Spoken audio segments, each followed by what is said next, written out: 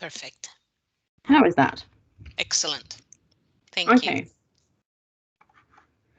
So good afternoon and welcome to the First Languages statewide staff meeting for Term 4 on using text in languages. Firstly, I would like to acknowledge the traditional custodians of all the lands on which we're meeting on and pay my respect to elders past, present and emerging, and extend my respects to any Aboriginal people who may be with us today. I am presenting from the Lake Macquarie area in the Hunter Valley, home of the Awabakal people. Just a reminder of the team who is here with ongoing support for you. You can contact Elizabeth, Evia, Maxine, Marcella, Karina or myself with any language inquiries. We are always happy to hear from you. Miyako and Taka run the Nihongo Tanken Centre at Kirrawee High School and are happy to offer specialised support to our Japanese language teachers and students. This afternoon's statewide staff meeting is about using text in languages. We hope to enhance your understanding of text and their use in our context. We also aim to build your understanding of the varying features of text and the importance of assisting students when creating text through scaffolding and modelling to support student learning and achievement. Why text? Engaging purposefully in a range of texts in languages is important for students as it builds their knowledge. As it builds their knowledge across the broad range of contexts they will encounter when using the target language. Exploring a range of texts provides opportunities for students to learn how texts work, how to analyse texts, how to make meaning from the text they engage with, to reflect on the similarities and differences in texts in both English and the target language, and they give students skills and knowledge to create their own texts. As a teacher, it is good practice to vary the types of text that students interact with in the target language throughout your units of work. What is a text? A text provides the means of communication and conveys meaning. A text isn't limited to something that can be written down. Text can be written, spoken, visual, multimodal, and in print or digital or online forms. Multimodal texts combine language with other means of communication, such as visual images, soundtrack or spoken words, as in film, a picture book with text or an online presentation. Text can include all forms of augmentative and alternative communication. For example, gestures, signing, real objects, photographs, pictographs, pictograms, and braille. Although many types of text are easy to recognise on the basis of their subject matter, forms and structures, the distinctions between types of text need not be sharply defined or formulaic. The act of creating text, by its nature, involves experimentation and adaptation of language and textual elements from many different writing styles and categories of text. Different types of text have specific features including the topic and content, purpose, context and audience, the way information is organised or the text structure, types of sentences used, for example, present or past tense, and diverse vocabulary. Take a moment to consider some of the texts you may have encountered throughout your day: emails, an online booking system for a restaurant, a podcast while driving to work, a news article in the newspaper or online, the SMS you sent to a friend, the recipe you looked at to buy ingredients to cook dinner. Let's look at the features of recipe as a text. A recipe usually has a title, a list of ingredients needed in order of use, a series of steps or instructions in order, and, in English, each instruction begins with the verb in the present tense. Think about the features of a podcast. It could be a non-fiction narrative podcast, an interview and/or conversational podcast, a scripted fiction podcast, or even a hybrid podcast. A hybrid podcast could consist of a commentary or monologue from the host, followed by a panel discussion, interview, or contribution from another source. Also consider how the recipe and podcast are created in English, and that the features of these types of texts may be slightly different in the language or languages you are teaching. There are many ways to categorise text, but the most common way is through three broad categories: imaginative, informative, and persuasive texts. It should be acknowledged that these distinctions are neither static nor watertight, and particular texts can belong to more than one category. These three text types are sometimes known as the different purposes of a text. Each text type comes with its own set of rules, structures, and techniques, and each can have many subtypes. There is a lot of overlap between these categories, with some texts being written for multiple purposes. It is not unusual for an imaginative text to have strong persuasive elements, or for a persuasive text to contain features more typically seen in informative texts, such as subheadings or bullet points. For example, a newspaper article can be informative or persuasive. A journal can be an imaginative or informative text, or both. Let's look at imaginative text. The primary purpose of imaginative text is to tell a story and entertain through their imaginative use of literary elements. They are recognized for their form, style, and artistic or aesthetic value. The language of imagination uses vivid, detailed description that appeals to the senses, emotive vocabulary, strong verbs, adjectives, adverbs, and figures of speech.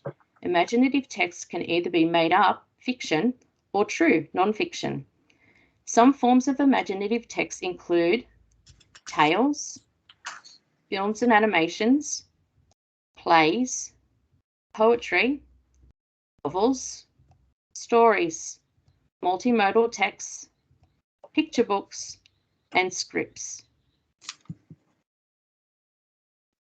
In language, imaginative text could look like a cartoon or role play between imagined characters, a character profile on a social media post, a recount or short story about a holiday to be published in a travel magazine, creating a film to enter a film competition in the target language, designing a picture book to be shared with the students in the neighbouring primary schools. Although these could all technically be imaginative, informative, or persuasive texts, the details that you provide to students are important. For example, when designing a picture book to be shared with the students in the neighbouring school, the task is to create a fractured fairy tale based on a traditional folk tale or story from the language they are studying, as opposed to creating a picture dictionary in the target language, which would be an informative text. Let's look at informative texts. The primary purpose is to provide information about a particular topic. They include texts that are culturally important in society and are valued for their informative content as a store of knowledge and for their value as part of everyday life. These texts can use a combination of written, visual, and auditory information to convey messages. Informative texts can include a number of features, including a clear topic or theme, descriptions and details about the topic, and a conclusion summarizing information in the text. Informative texts can also include visuals, diagrams, graphs, charts, pictures, and maps. If they are a digital informative text, like a web page or app, they may also include audio and video. Informative texts include a recount of events, instructions and directions, procedures, information reports, explanations, and newspaper bulletins and articles. In languages, informative text could look like preparing for an excursion by writing a reminder list of all the things to be taken, talking and then drawing or writing about favourite animals or places and assembling them together to make a booklet or brochure or fact sheet to share with an exchange student, drawing or writing labels for various parts of the classroom and school so they can be easily identified, menus and recipes, picture books with short descriptions, infographics, for example, how to stay COVID safe. Have a look at the German recipe pictured and how it is structured. This is slightly different to the English format we use. Can you see the main differences? The method is not set out in numbered steps. Think about the language you teach and the differences between how recipes are structured between the two languages. Lastly, there are persuasive texts. The primary purpose of persuasive text is to put forward a point of view and persuade a reader, viewer, or listener of an idea or opinion. They form a significant part of modern communication in both print and digital environments. Persuasive texts include debate, argument, editorial, discussion, advertisement, article, multimodal text, and propaganda. Persuasive texts in languages could look like posters showing why people should respect and care for one another, a poster or sign providing reasons to recycle, a song or video talking about why learning languages is fun, a letter to the editor about environmental concerns in the local area, an advertisement for a fast food chain, like the Burger King advertisement on the slide, or writing a review of your local area to encourage overseas tourists to visit. All text types have a set of identifiable features. Consider the identifiable features of 3 common text types displayed on the screen as a guide. It is essential that students are well informed of the identifiable features of the text that you are asking them to produce or engage with. Students may be aware of the identifiable features of text they engage with regularly, such as Snapchat, Instagram, WhatsApp, or TikTok, but may not be aware of the main features of a journal entry or a blog post or a diary entry, amongst others. Consider the information that you give to students when asking them to engage with text. Look at the examples provided. The identifiable features are not definitive, but include some of the main features of these texts. A journal entry has features that may include a record of events or personal reflections and thoughts and feelings at a particular time. Journal entries are extended and detailed, may be infrequent, perhaps weekly or monthly. Journal entries are for personal writing with a writer as the audience. Journal entries are generally informal in style and may use formulaic expressions and format. A blog post has main features that may include a single topic item, informal style, brief content, may be informative, personal, or reflective writing. Posts in reverse chronological order. A diary entry has features that may include a short record of the events of a day and a series of entries that made up of discrete pieces of writing. It may include personal reflections, thoughts, and feelings. It is usually personal writing with the writer as the audience. Diary entries are generally informal in style with formulaic expressions and format.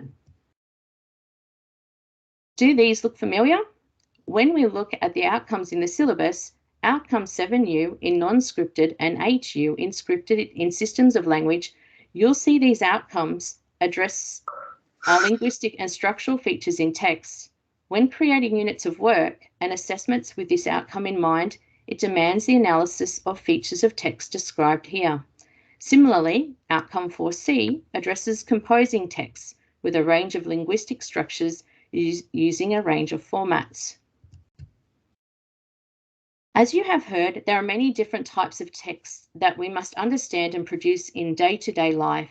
Even within one category of text type, there can be different versions. For example, a letter is a text type with many possible variations: a letter to a friend, a letter of complaint, a job application letter, a letter to the editor, a letter requesting information.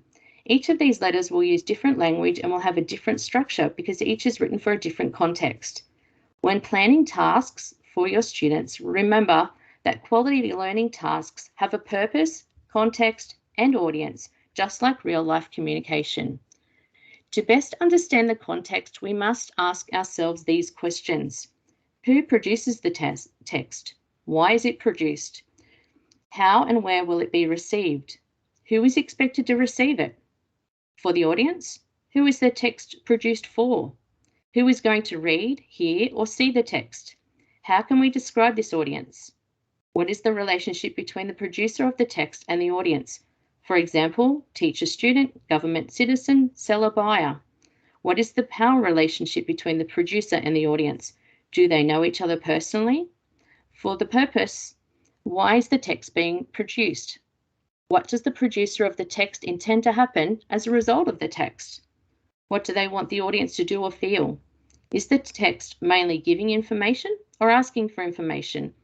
Is it offering something or requesting others to do something? It is also important to think about what type of text is being used for the communication. Is it face-to-face, newspaper, telephone, email? Is it a public speech, a radio report, a scribbled note? And is the language more casual or more formal? Is it more concrete or more abstract? The answers to these questions will shape the language used in the text. Take a look at this assessment of learning task from the Assessment and Reporting workshop. Take a few moments to read the task.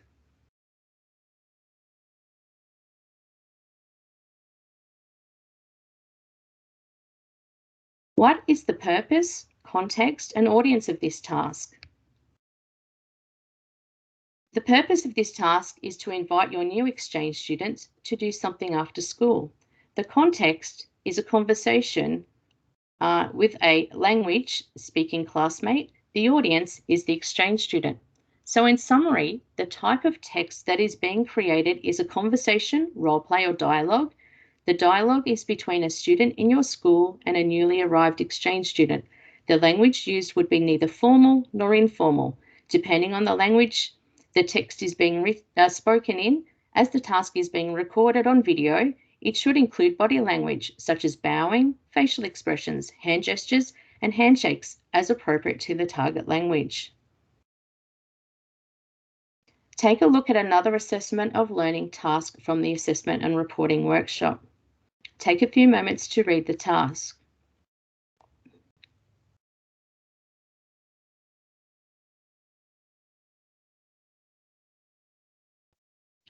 What is the purpose, context, and audience of this task? The purpose of this task is to share why you wanted to travel to country and who you are traveling with. The context of the task is a radio interview. The audience is the public. In this case, the text that is to be created is a radio interview. The radio interview is between the radio announcer and student to be aired to the public. The language used would be neither formal nor informal. Interview responses should be brief, complete phrases for a natural flow to occur in the interview. Let's take a look at multimodal text. Every day, we encounter multimodal text in many forms. Understanding how the visuals and the written text work together to create meaning allows the viewer to make decisions and respond to their text appropriately.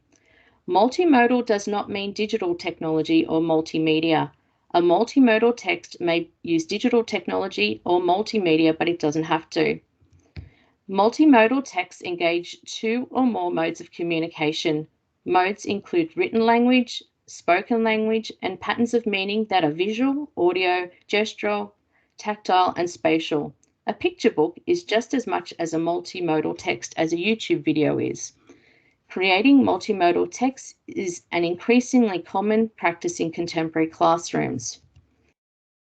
They are easy to produce multimodal texts include posters, storyboards, oral presentations, picture books, brochures, slideshows like PowerPoint, blogs, and podcasts.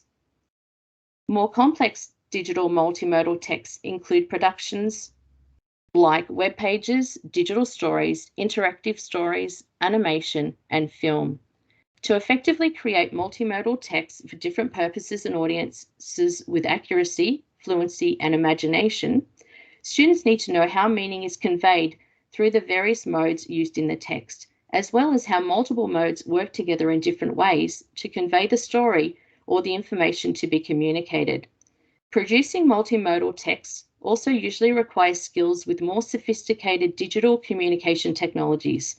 To effectively engage with multimodal texts, students need to understand how the meaning is being conveyed through the text.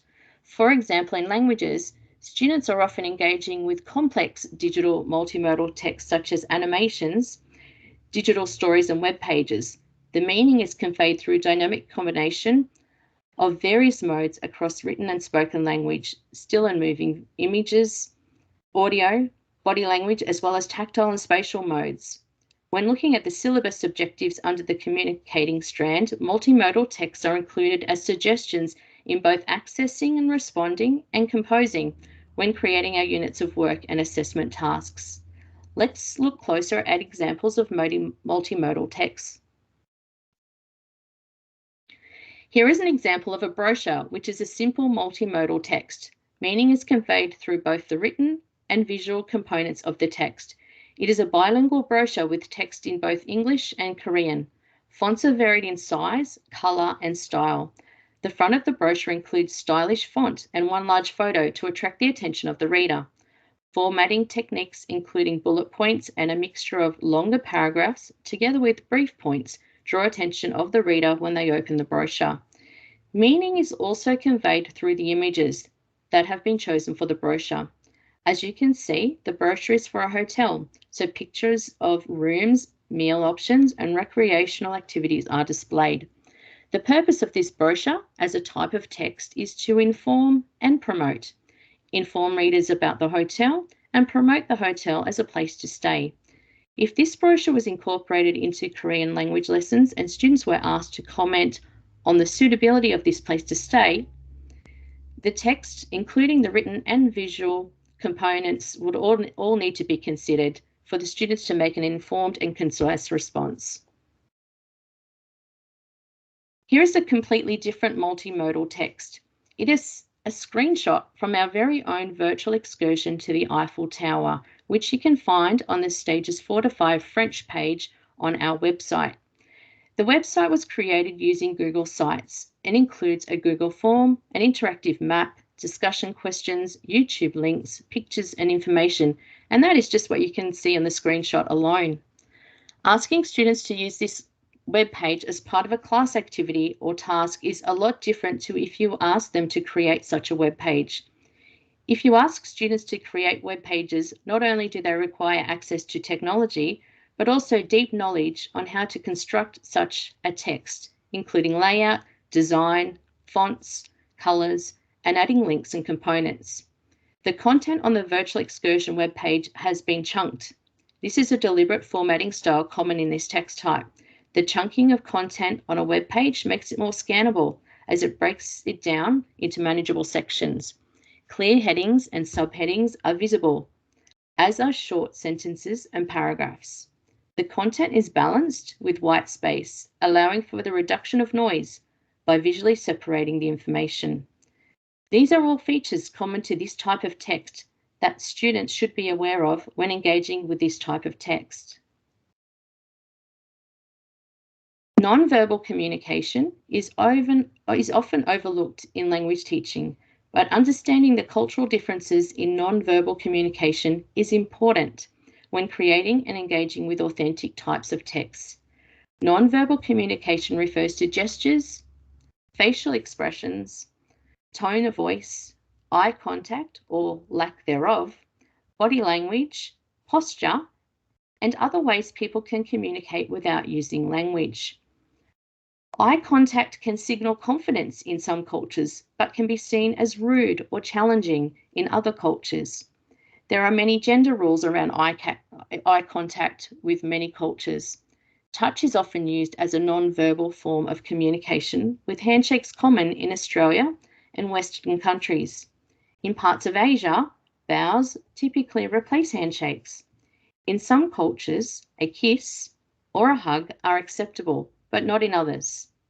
Similarly, other non-verbal communication, such as patting someone's head or shoulder, differs in meaning across cultures. The most common gesture in the world is a nod, but even that can mean different things in different cultures. In some cultures, nodding means yes, whilst in other cultures, nodding means no. Some cultures also nod to mean yes, but actually mean no. Depending on the language you are teaching, some languages have much more non-verbal communication as part of the language than others. For example, the Italian language is made up of far more than just words. It is enriched with facial expressions and hand gestures, with around 250 specific hand gestures identified as a form of non-verbal communication. Think about an activity where you ask students to role play having dinner with their Italian host family and discussing what they have done through the day. Students need to be aware of non-verbal communication and its important role in the Italian language to ensure they can authentically recreate the type of text required. Modelling and scaffolding will assist when incorporating text types into your language lessons. What is modelling? Modelling is a teaching strategy where a teacher explicitly shows the students how to complete an activity or assignment before the students begin. This provides students with both a visual and verbal example of what they will be expected to do. Effective modelling can address misconceptions before they arise and is a great way to make sure that your teaching has the right levels of success and challenge. Effective modelling will also support the reduction of workload, both in and out of the classroom. Modelling is about students seeing a model of what is required before doing it. It provides a model for students to base their own texts around. It is essential to provide modelling and scaffolding of the text in the target language. The ways that texts are structured and expressed vary from language to language and culture to culture. For example, greetings are not the same in all cultures. Depending on which language you speak, you may greet someone by asking something that translates into English as, "How are you?" or "Are you good?" or "Have you eaten yet?" or "Where have you been?" or "Where are you going?" On the slide, you can see the teacher showing Japanese children's picture books to her students. The students were completing a unit of work on Japanese folk tales, and one of the tasks was to collaboratively write and design a Japanese picture book, which would be used with other classes as a learning tool and resource. In order for students to successfully create a picture book in Japanese, they had to understand the type of text they were being asked to create. Picture book, or ehon, as they are known in Japanese, are known for being artistic, creative, and entertaining. They usually contain shorter sentences. Students were aware of these features from their own knowledge about picture books. But what they didn't know was that Japanese books open from left to right, differing from the books they are used to, which open from right to left. What they also didn't know is that when reading or writing a Japanese book, Japanese is traditionally written in vertical columns. These columns are read from top to bottom and from right to left. This way of writing is called tategaki, which literally means vertical writing. In addition to showing the students what a Japanese picture book is like, the teacher then followed this with digitally creating a small picture book in front of the students on the board. In summary, asking students to create a Japanese picture book without providing modelling would have resulted in students being set up to fail. Modelling the text type to the students also meant that they knew exactly what they had to do.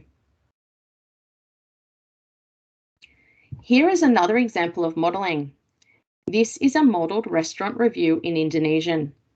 When exploring modelled text, one technique you can use is colour coding, or have students highlight in colour features of the text to bring their awareness to the language features, such as where words are positioned in sentences and vocab that particular text use. As you can see, adverbs are coloured green, adjectives are coloured purple, reasons and opinions are coloured blue, conjunctions are coloured red, and sentence starters are coloured orange. This technique can be used in all languages. Scaffolding is also useful for creating or using text in languages. Scaffolding is breaking up the learning into chunks and providing a tool or structure with each chunk. When scaffolding reading, for example, you might preview the text, look at the pictures or figures with the text, and discuss key vocabulary, or chunk the text and then read and discuss as you go. One of the main benefits of scaffolded instruction is that it provides for a supportive learning environment. In a scaffolded learning environment, students are free to ask questions, provide feedback, and support their peers in learning new material. When you incorporate scaffolding in the classroom, you become more of a mentor and facilitator of knowledge rather than the main content expert. This teaching style provides the incentive for students to take a more active role in their own learning. Students share the responsibility of teaching and learning through scaffolds that require them to move beyond their current skill and knowledge levels. Through this interaction, students are able to take ownership of the learning event. Scaffolding strategies that are useful when using text in languages are visuals and realia, small group or pair work, connection to background knowledge, modelling, sentence starters, graphic organisers, and giving hints. For those students who are still struggling, you may need to differentiate by modifying a text or making accommodations like choosing a more accessible text or assigning an alternative text. Here is an example of templates that support students with text in languages. On the slide, you can see an example of a Japanese letter. A Japanese letter can be written vertically or horizontally. Traditionally, writing vertical letters is considered more personal compared to writing horizontal letters in Japanese. And although it would be fine to write a letter either way, the way they are structured in Japanese differ. Let's look a little deeper. The date on the vertical letter on the left is to be written slightly lower than the text to its right. The date would be written going down using the Japanese numeral system. The date on the horizontal letter on the right goes in the top right-hand corner, and as it is being written horizontally, uses Arabic numerals with Japanese characters for month and day. And just to be even more specific, the month is written first and then the date. Think about the language you are teaching and any differences in text between English and the target language. And think about how important it is to ensure that students are set up with the right skills and knowledge in advance to succeed. It may not be the structure of the letter, but the content that students need to understand. Selecting the correct salutations or greetings is important. For example, starting a letter in French with ma chérie to our friends could send the wrong message. In English, it is common to end a letter or even a text with hugs and kisses, but in different countries and languages, this would not be understood or appropriate. Providing students with templates helps students to plan their work. These templates and more can be found on the Department of Education website on the Digital Learning Selector page. The three displayed are a comic template with speech, a persuasive writing planning tool, and a narrative comic template. A selection of the templates in the Digital Learning Selector can be implemented digitally, allowing students to record their voice, draw images, and insert videos. The resources support teachers to convey the importance of planning to create coherent, controlled, and complete texts. They help students focus on a task, get started, organize their ideas, and feel more confident. They are suitable for use in your language classes and can be adjusted or modified to suit your own context and students. When you think about it, asking students to create a persuasive text in English is often a challenge, let alone asking them to create one in the target language. You may ask students to write a letter to the local council in the target language to persuade them to build some fitness equipment in the local park. Without providing students with a suitable template, planning tool, or information on how to create a persuasive text, you may receive texts ranging from essays to friendly letters asking for fitness equipment to be built without the important content that the persuasive text type requires, such as reasons for their point of view or request. Here is a collation of a number of types of text that have been mentioned today that can be incorporated into your language lessons. Take a moment to read through the texts and think about which ones you have used with your students today, this week, or so far this term.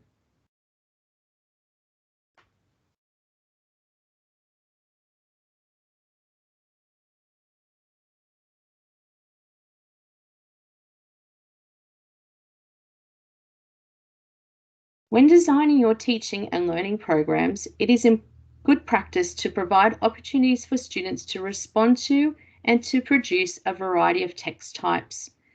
Consider including a new text type or type of text with your students to engage with next time you are designing your language programs.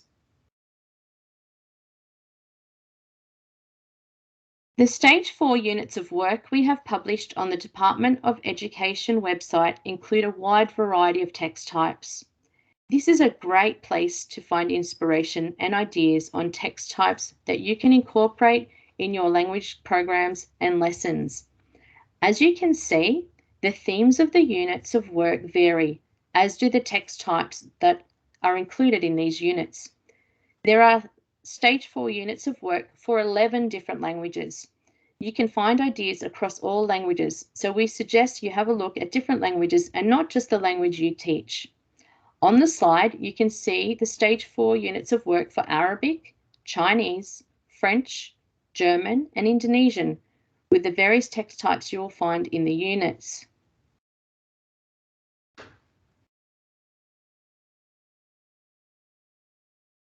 And we also have Stage 4 units of work in Italian, Japanese, Korean, Latin, Modern Greek, and Spanish. Take a moment to look at the text types included in these units.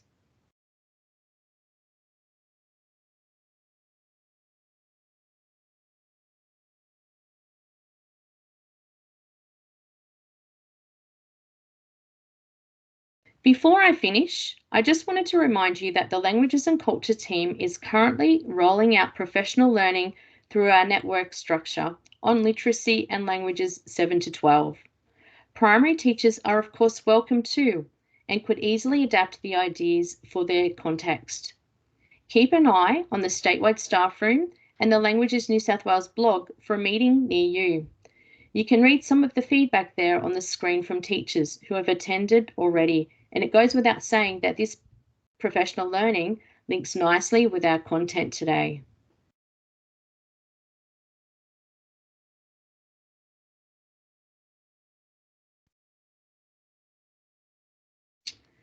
This brings us to the end of the presentation about text in languages. We hope that you can come away from this session inspired to use a broader range of text types with your students, and maybe to even try a text type that you haven't incorporated into your teaching and learning programs in languages before. Remember, you can contact us for support via email, phone, or through the Languages Statewide staff room at any time. If you have any activities using text in languages you would like to share, please send them through or share directly in the statewide staff room.